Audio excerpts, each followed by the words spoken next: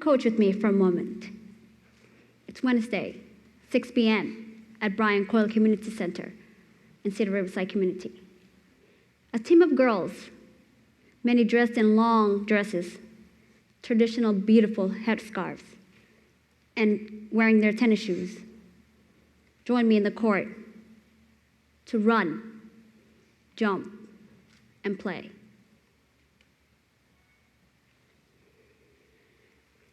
Girl like Samira is part of the team. She comes to this dedicated sport time because she does not feel comfortable during her almost all boys rec time. Samira and girls like her are trying to fit a school where they dress differently than everyone else. See their brothers playing sports are inspired also to do. But they don't know or see any girl like them playing. Come back with me to the gym. More girls are arriving. They're shooting hoops and are excited. We do our traditional rounds. We do 10 laps around the gym and then meet in the center of the gym to do our stretches. Then we divide ourselves into small groups to do fun drills. Elimination, pressure, 21, horse, and 3-man wave. But in our gym, we call the 3-woman wave. Also, we do side games, 1-on-1, 3-on-3, 4-on-4. After an hour, we notice the scarves falling off. Girls not focusing on the game. Girls feeling very warm.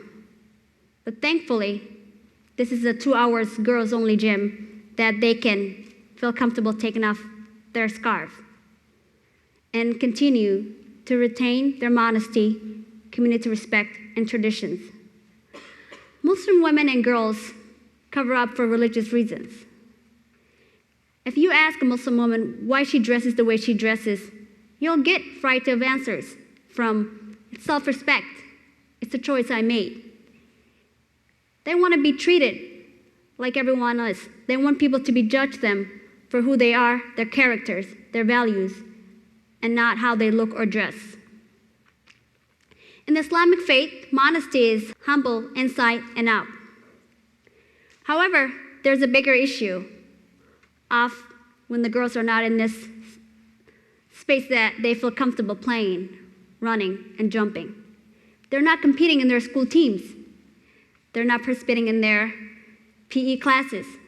They're not registering for their community teams, largely due to the uniform being provided. Imagine for a moment if you ask a football team to go into the field without their helmet, or a cross-country runner to go running without their shoes. I quickly learned that Minneapolis girls from Cedar Riverside are not alone. In fact, the number of Muslim girls participating in sports is half of that of their peers, in a time where females are participating in sports in record numbers. Some might say Muslim girls are not participating in sports because of their religious reasons. But in our religion and the Quran, both men and women are encouraged to be physically active, to take care of their body, to live in a healthy life. A recent study found that 94% of women in the senior business played sports when they were young, compared to the 18% of Muslim female who are participating in sports today. When I learned about this was a bigger issue than my Minneapolis community, I've decided to make sure that all girls can start playing sports as early as possible.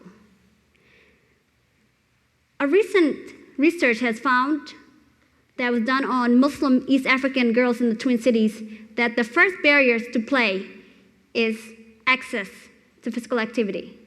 But I know that that's just one of the problems. If you remember when you and I were in the gym together and we saw girls' scarves falling off, some feeling that their scarves were getting hot inside and not focusing on the game because they were worrying about their hijab.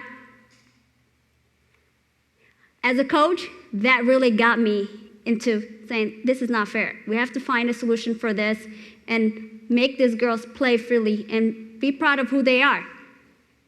So with the help of girls like Samira and girls in the program and community members, we decided to solve the problem and decided to create our own activewear that will enable physical activity while upholding both religious and cultural beliefs.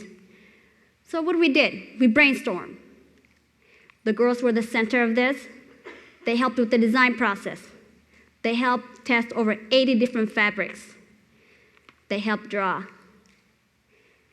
They helped design and try on. But for this to be successful, we needed our community, our elders' support, the parents, and the girls who were not playing. So we had a community meeting and got all their input.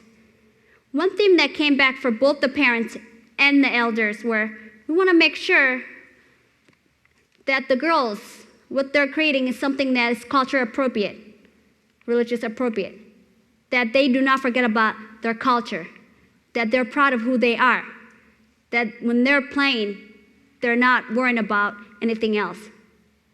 And for the girls who were not playing, we asked them, well, what is one thing that will make you play?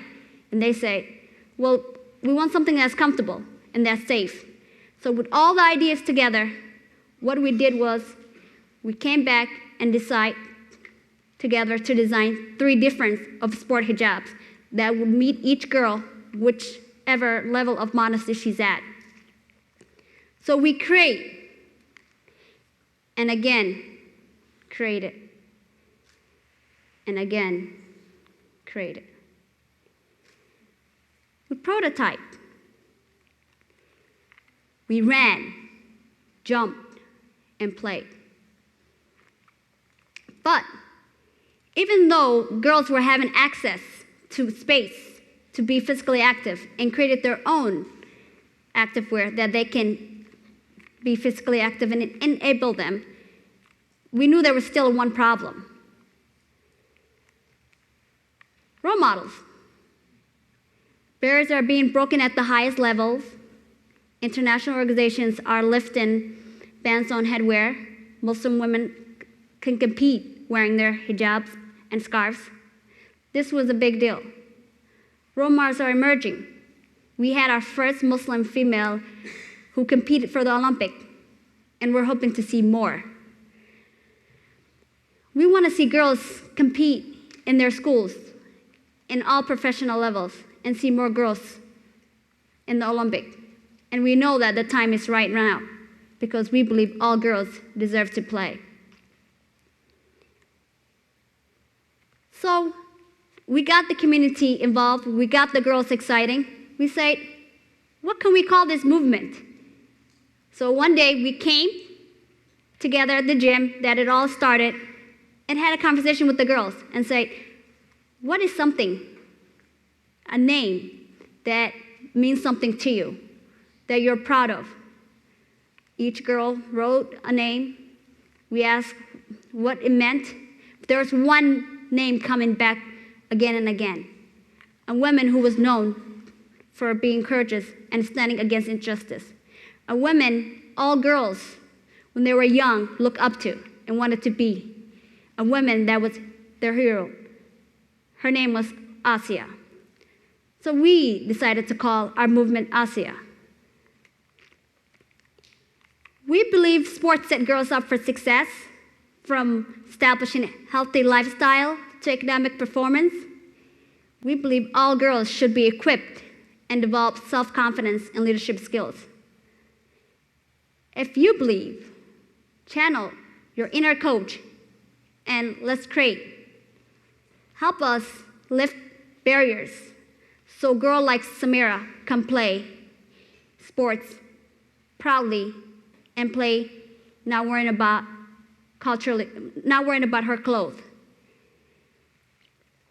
So Samira and many girls can become tomorrow's role models.